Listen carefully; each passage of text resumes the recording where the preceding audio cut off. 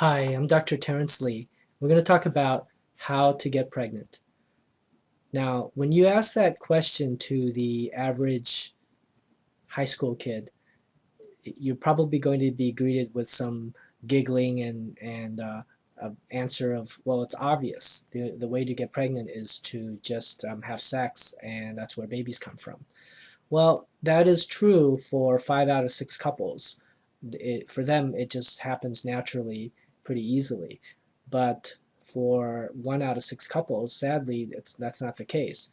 And so the majority of people are insensitive to what infertility couples suffer, and that they actually have to think about, why it's not happening and think of what they can do.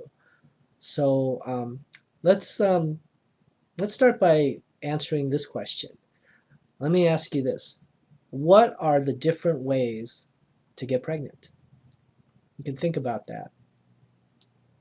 Well, I'll give you a hint. Prior to the 1900s, there was only one way to get pregnant, and that is just to have sex and get pregnant through natural intercourse. So the way that works is that the sperm and the egg have to come together. Now, how does that work? This is a uterus.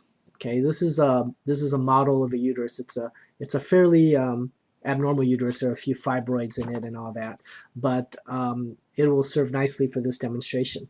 So these are the ovaries right here. These are what contain the eggs, and every month a woman will release eggs, and when they release, they come out of the ovaries, and then they get into the fallopian tubes. So they come out of the ovaries and they get sucked into the fallopian tubes. So they're right here at this part of the tube, just waiting patiently for the sperm to show up.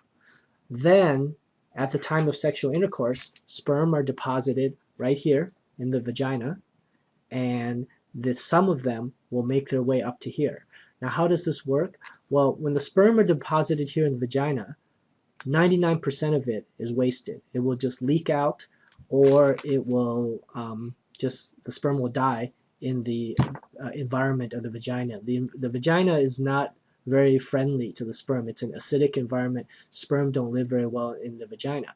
But where they can survive is if they reach here, where the cervix is. That's the cervix. And the cervix makes something called cervical mucus. And the cervical mucus helps keep the sperm alive enough that it can travel through the great barrier of the mucus and then up here into the uterine cavity. Once it reaches the uterine cavity, if it has any strength left at all, it can make it out here into the fallopian tubes. And if there's an egg waiting and they collide with each other, then fertilization takes place. Once fertilization takes place, then the baby, the fertilized embryo, marches down the tube into the uterus, where it implants here and starts growing for the next 9 months and becomes a baby. So that is the real obvious answer, right? So again, I asked you, what are the different ways to get pregnant? Well, one answer is through natural sexual intercourse, but there are at least two other answers that are correct. After the 1900s, technology got advanced to the point of doing something that was fairly low tech, and that is just to deliver the sperm right to where the egg should be waiting. And how does that work? That it's done through a process called intrauterine insemination.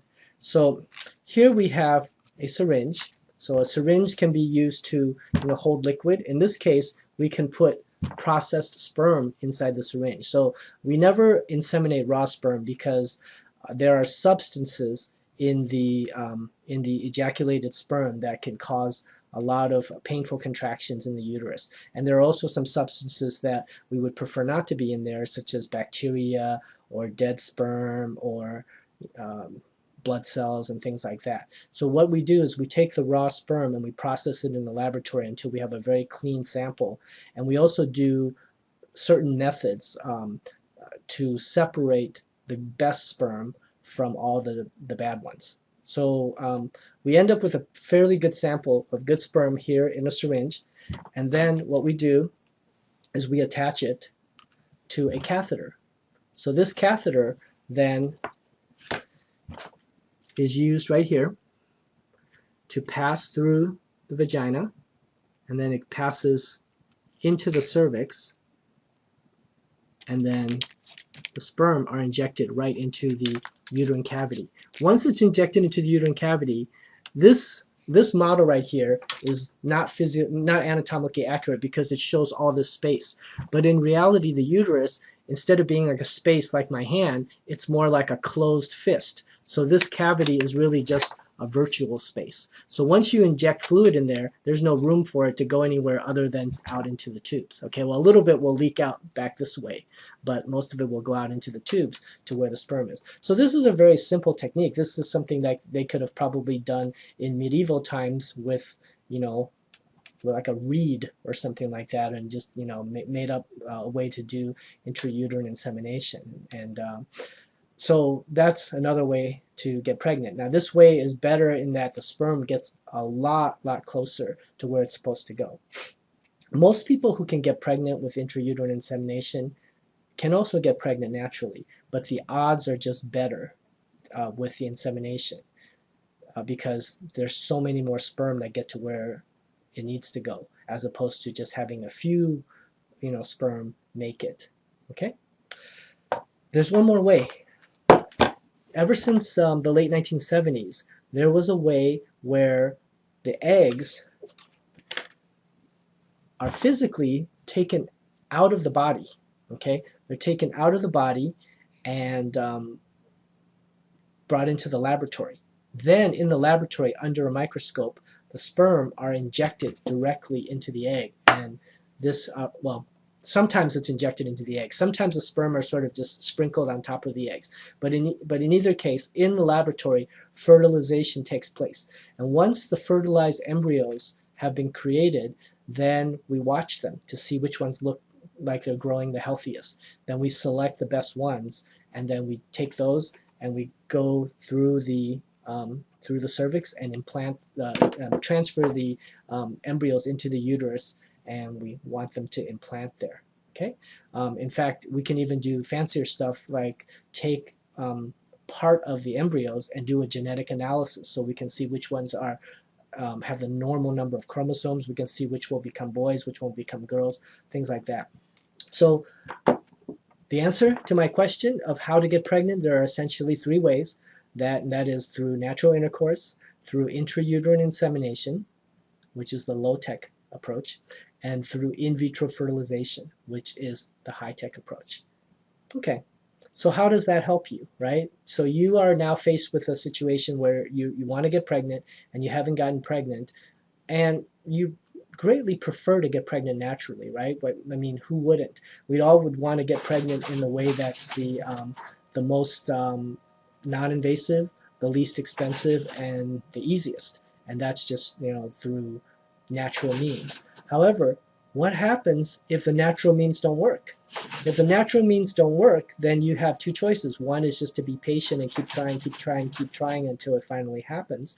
Or the other possibility is to go ahead and take action and explore one of the other two ways. I mean, that's pretty common sense, right? So if something's not working, you can either be patient and keep doing that same thing, or you can explore more powerful, more advanced techniques. So the question becomes, well, how do you know? How do you know when it's time? How do you know when it's time to move up to something greater? And that's something we'll talk about in the next lesson. And I'll give you a hint what the 4 factors are. The 4 factors to take into account would be: how many months have you failed to get pregnant using the way that you're trying right now? Number 2, what is your age? Number 3, do you have any other clues to suspect that there's a specific problem? Okay. And then number 4 is just your own personal choice of just how important is it for you to get pregnant sooner than later versus, if you have a more relaxed approach saying, if it happens, it happens, and if it doesn't, then we're fine also. Okay, so I thank you for this time that we spent together, and if you have any more questions, please feel free to visit my websites, and I will see you at the next lesson. Take care.